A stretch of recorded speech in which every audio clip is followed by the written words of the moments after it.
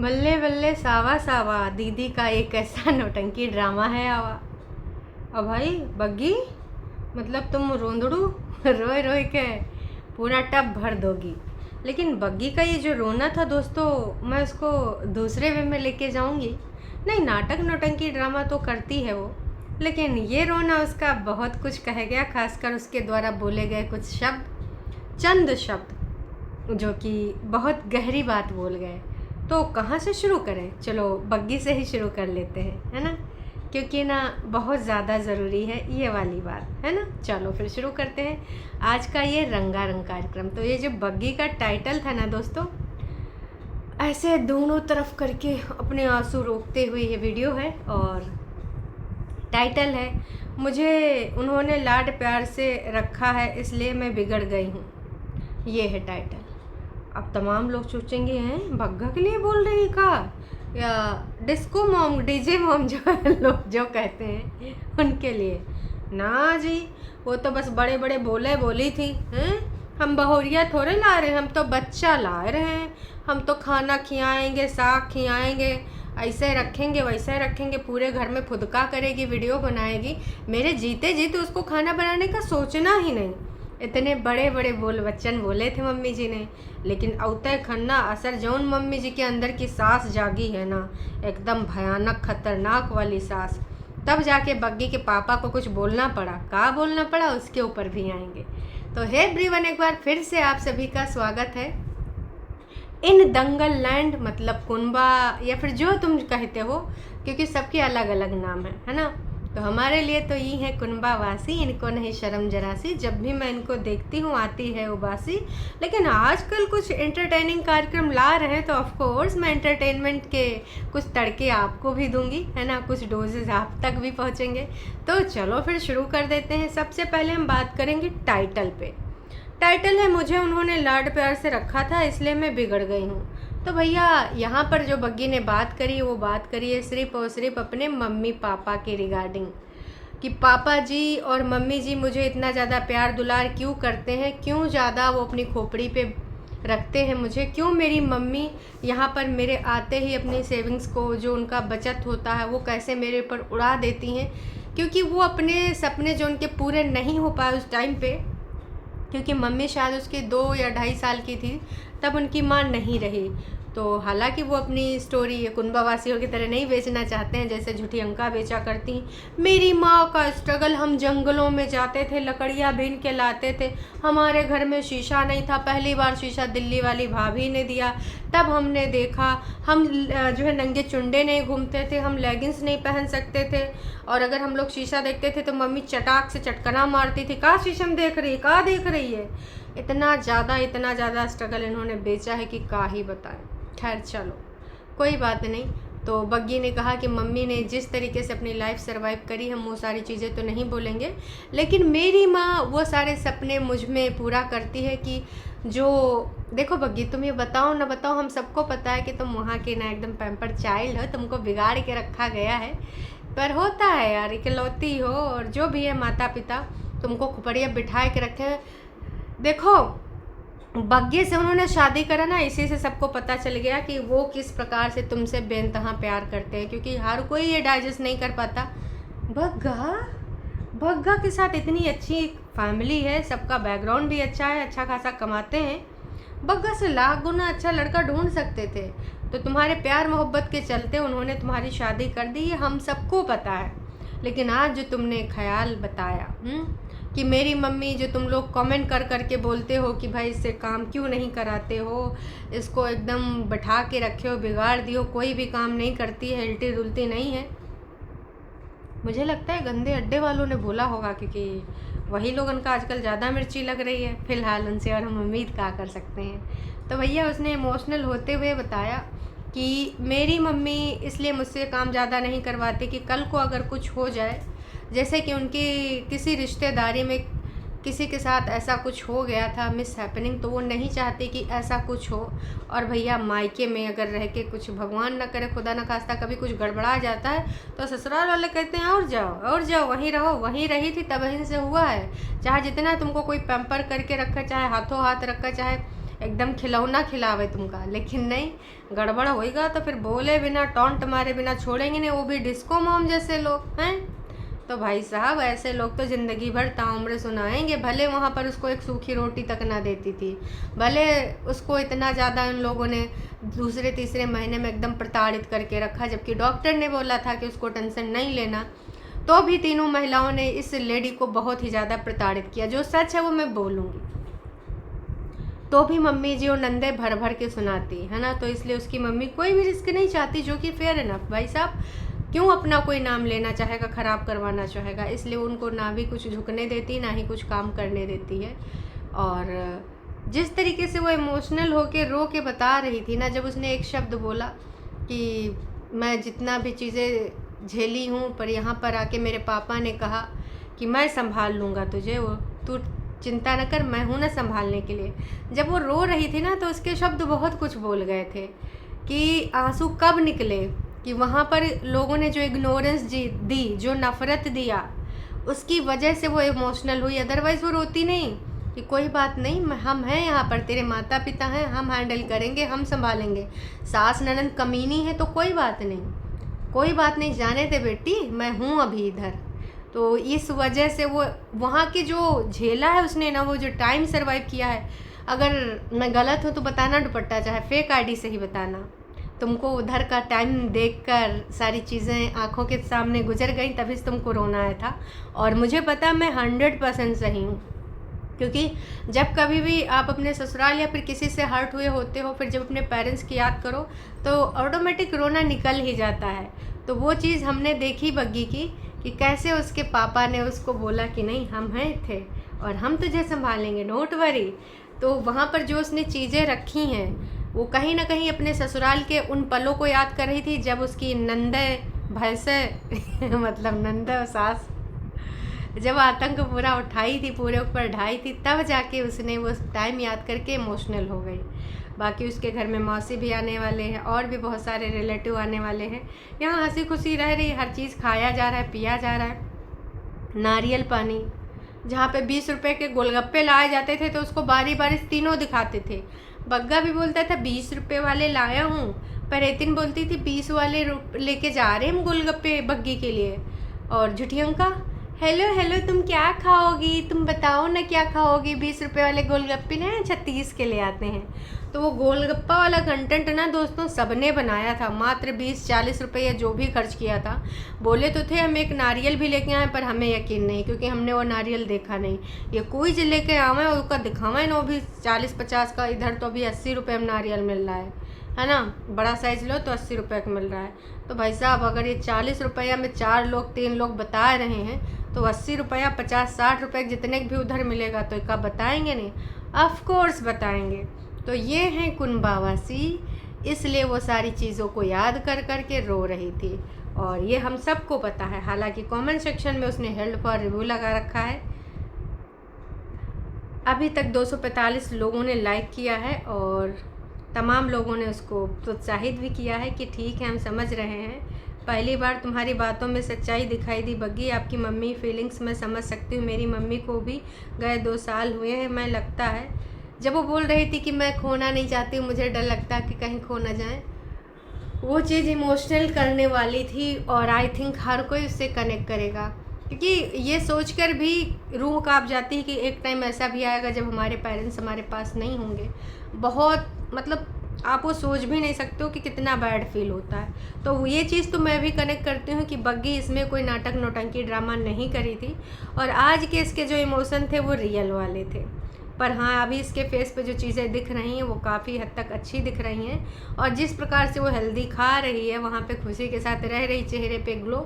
यहाँ पर आंखों में मच्छर ही पड़ा करता था इन सब नासपीटियों की वजह से, जो ऊपर जाके टंग जाती हैं। आजकल तो नया नाटक ड्रामा आवा है। सब माँ अपनी लड़कियों को बहुत प्यार करती है, मैं समझ सकती हूँ। इस टाइम रोना नहीं है बग्गी, लेकिन मैं समझ सकती हूँ आपकी भावनाओं को, हैं। तो इसमें भर भर के लोगों ने कमेंट करे हैं, लेकिन इसने जानबूझ के, नंदों के लिए भी बहुत कमेंट आए होंगे, लेकिन हेल्ड फॉर रिव्यू लगा रखा है कि डायने का पता कब कौन सी चीज़ को लेकर भड़क जाएँ, हैं। क्योंकि भैया गंदे अड्डे से तो भाई देखो पिछली बार इसकी माँ को बुलवाया, भाई को बुलवाया, बहन को बुलवाया, तो अब नहीं चाहती होगी कि भाई फिर से हमको टारगेट किया जाए या मेरी माँ को। इसलिए अब आते हैं दीदी के आज के नौटंकी ड्रामे पे। दीदी ने ये जो गेम खेला है, ये गेम बेहद बकवास गेम है। और कल डाला था कि परेतिन को कोई मिल गया, 18,000 सब्सक्राइबर देख चुके हैं इसको। 22 मिनट 30 सेकंड का ये वीडियो था।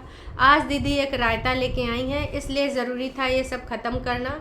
दे आर रेडी टू पे मंथली एक्सपेंस, इनके जो महीने का जो है खर्चा पानी होगा, रिश्तेदार देने को तैयार हो गए। क्यों? क्योंकि उन्होंने कहा है कि भैया यूट्यूब पर अब तुम छीछा लेदर न करो बहनी, तुमसे सबसे हम जुड़े हैं तो हमारा सबका बेइज्जती होता है।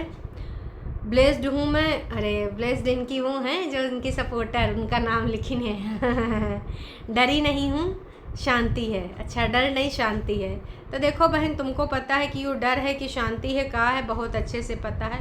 फ़िलहाल दीदी अपने खाना पकाना दुनियादारी को ख़त्म करके रात दिन करके फिर बैठती हैं अपने एक कमरे में।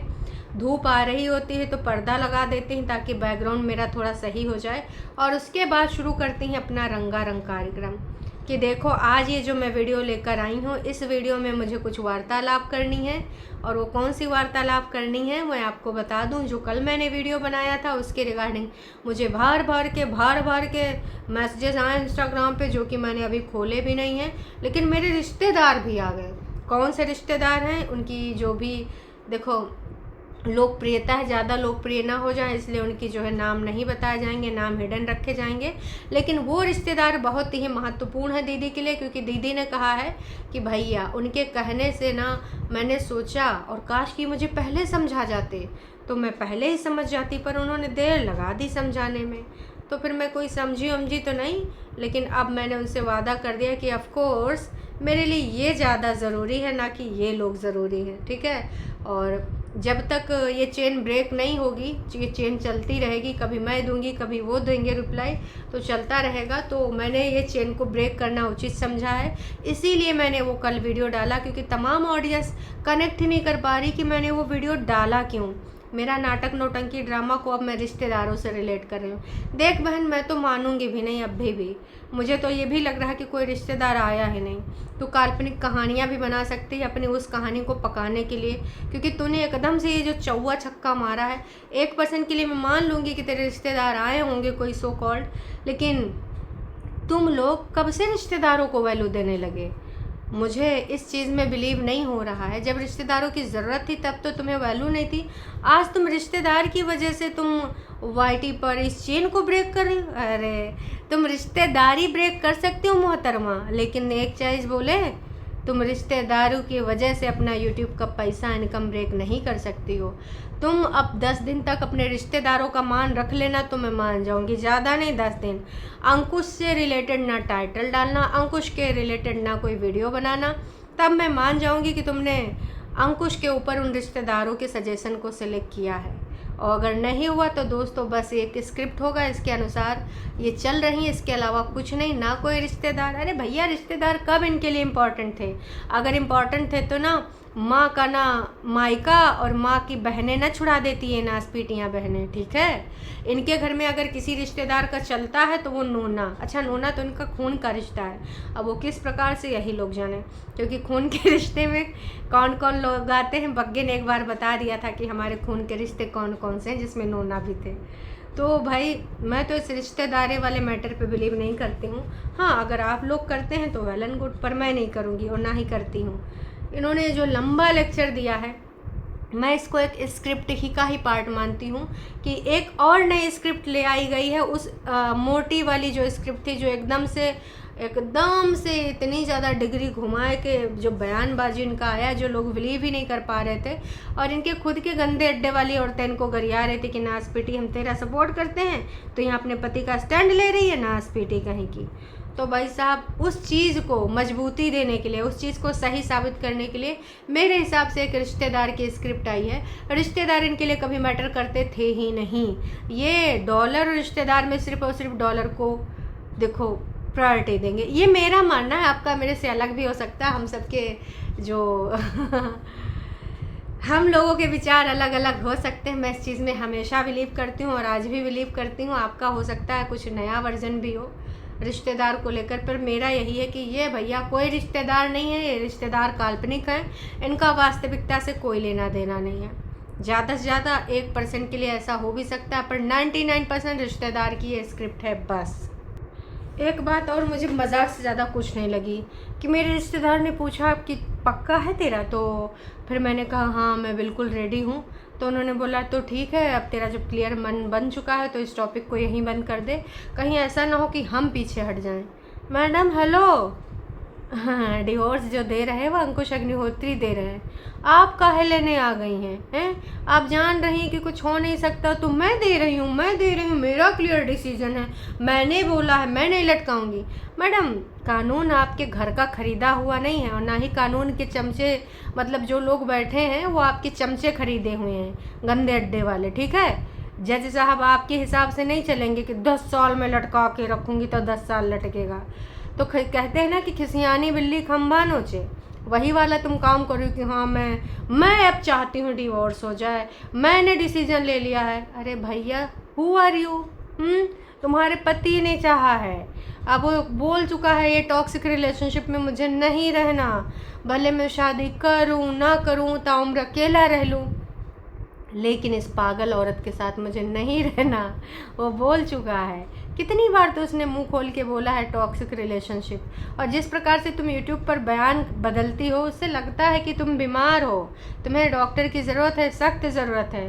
वाकई में तुम एकदम टॉक्सिक विचारों वाली महिला हो। तो पता नहीं तुम्हारे घर में दीपा दी और शिखा दी और तुम्हारी झूठी अंका दी क्यों नहीं चाहती हैं कि तुमको डॉक्टर दिया जाए। फ़िलहाल रिश्तेदारों ने ऐसे वैसे जहाँ से भी आए उनके बारे में दीदी बता नहीं सकती, क्योंकि ऑफकोर्स उनकी भी प्राइवेसी होती है। दीदी उनकी प्राइवेसी थोड़ी ना यहाँ आके खोल देंगी। कौन थे रिश्तेदार दीदी बताओ ना, तनिक से बता दी, ज़्यादा हमको नहीं जानना है। दोस्तों दीदी की बातें सुन सुन के मुझे इतनी हंसी आ रही थी कि मतलब कमाल है भाई साहब, कहाँ कहाँ से कौन कौन से रिश्तेदार आ जाते हैं। रिश्तेदारों ने ये तक कह दिया, इससे पहले रिश्तेदार कहाँ थे कि तू यूट्यूब बंद कर दे, हम तुझे पीछे संभाल लेंगे, हम जो भी एक्सपेंसेस होंगे तेरे वेयर करेंगे। रिश्तेदारों बिक जाओगे। द बॉडी शॉप 4,500 की क्रीम, 2-4 क्रीम मंगा लेगी, राशन अलग से मंगाएंगी, और ये ब्रांडेड वाला जो कपड़ा लत्ता पहनती है अपने घर का तुम्हारा संभलेगा नहीं, और ये मैडम तुमको बिचवा देगी। इसलिए देखो काल्पनिक रिश्तेदार थे, आज तक किसी रिश्तेदार इनके घर में चाय पानी तो पीने नहीं आते हैं, इनका खर्चा उठाने आएंगे। Are you joking? हाँ इतना ज़्यादा गंदा मजाक काहे कर रही हो? ये मजाक के अलावा कतई कुछ नहीं है। और रिश्तेदारों को ये सब वैल्यू भी कितना दे रहे हैं कि हाँ चल ठीक है, आज के बाद हमें कुछ ऐसा सुनने को नहीं मिलना चाहिए कि तू प्रीति ये गल कर रही वो गल कर रही है ना, पर इतनी की ऐसी कोई गल नहीं होनी चाहिए। हाय दैया बिखर गए हमारी सारी लैया। ये लोग कितना ज़्यादा भैया रिश्तेदारों की वैल्यू करते हैं, रिश्तेदारों की मनौती मानते हैं। कौन से लोग हैं भाई साहब, मतलब कमाल है। हैं उसको जीने दे, हम दोनों की लाइफ में हम आगे बढ़ेंगे, डिग्निटी के साथ आंखें मिलाएंगे, पुलिया पार जाएंगे, स्मार्ट बाज़ार में नज़र आएंगे तो डिग्निटी के साथ मिल पाएंगे, कभी वो शॉपिंग करने आएंगे अपनी बीवी के साथ, माँ के साथ, कभी मैं अपने बच्चे के साथ जाऊंगी तो डिग्निटी के साथ मिल पाऊंगी। एक झूठ को छुपाने के लिए 10,000 झूठ और बोलने पड़ेंगे, तो सोचो उन 10,000 झूठ छुपाने के लिए कितने लाखों झूठ बोलने पड़ेंगे, सोच सकते हो। ये झूठ के ऊपर इनकी इमारत खड़ी हो रही है, अक्सर ढहा जाती है, तो कब ढहाएगी आप सबको पता चल ही जाएगा। मतलब समझो हैं, अंकुश के लिए स्टैंड लेना, रिश्तेदारों की वैल्यू करना, आज तक इन लोगों ने कभी नहीं किया, और अब एकदम से इनके इतने ज़्यादा उच्च ख्याल हो गए, रिश्तेदार इनके लिए इतने ज़्यादा मैटर करने लगे। वो अंकुश जिसको बदनाम करने के लिए इन्होंने कोई कसर नहीं छोड़ी, नीला मुंह करा के आ गया, पीला मुंह करा के आ गया। मैं तो बस यही कहना चाहूँगी, ओए mister see you in the court, न जाने का भाई साहब कितना कुछ याद दिलाए आपको। एकदम से मैडम को रिश्तेदारों ने बोला, मैडम का पूरा पर्सनैलिटी चेंज हो गया। मतलब आपका सोचो, आपका खुद का कोई पॉइंट ऑफ व्यू है नहीं मैडम, अपनी ज़िंदगानी को लेकर आपका खुद का कोई डिसीजन नहीं है। कभी आपकी दीदी आपकी ज़िंदगी का डिसीजन दे जाते हैं, कभी आपके जीजा, कभी कोई इधर उधर वाला, कभी कोई रिश्तेदार। आपका कोई डिसीजन है मैडम? आपका खुद का कोई पॉइंट ऑफ व्यू है अपनी ज़िंदगी में? नहीं जी, बस सही कहा है किसी ने, अरे तुम्हारे कागजी पति ने, कठपुतली हैं आप, रोबोट हैं आप, गलतफहमी का शिकार हैं आप। तो दोस्तों आपको जो मानना है मानो, हम तो भैया इसको स्क्रिप्ट ही मानेंगे। ये लोग जो रिश्तेदार तक मुंह नहीं लगाते आज इतना बोल रहे ये रिश्तेदार आ गए, वो रिश्तेदार आ गए, रिश्तेदारों को हमने सिलेक्ट किया, यूट्यूब पर चिक चिक नहीं करेंगे, है ना, रिश्तेदार बहुत ज़रूरी हैं, ये फलना ढिमका। भाई साहब पागल समझी है क्या तू? रिश्तेदार रिश्तेदार, पति के लिए स्टैंड, वो पति जिसको बदनाम करने के लिए कोई कसर नहीं छोड़ी। तो मैं तो सपोर्ट करूँगी ही, मैंने क्या गलत किया है? जो सही चीज़ें हैं उनको सही ही तो बोला है। बाकी आप लोगों ने जो इतना साथ दिया उसके लिए थैंक यू सो मच। आप जो अपना काम करते हैं करते रहें, मेरे पति को गरियाते रहें, लेकिन मैंने यहाँ पर झूठा स्क्रिप्ट वीडियो प्रेजेंट कर दिया है। धन्य हो तुम देवी। और तुम्हारे कितने रूप हैं, कल कुछ देखने को मिलेंगे या फिर 5-6 दिन तक इस पर टिकी रहोगी? चलो दोस्तों देखते हैं क्या होता है क्या नहीं होता है। अब कुंडवावासी थोड़ा डिफरेंट मोड में आए हैं, देखते हैं कब तक जारी रहता है। चलिए अभी मिलते हैं शाम को लाइव में, तब तक के लिए टाटा बाय बाय।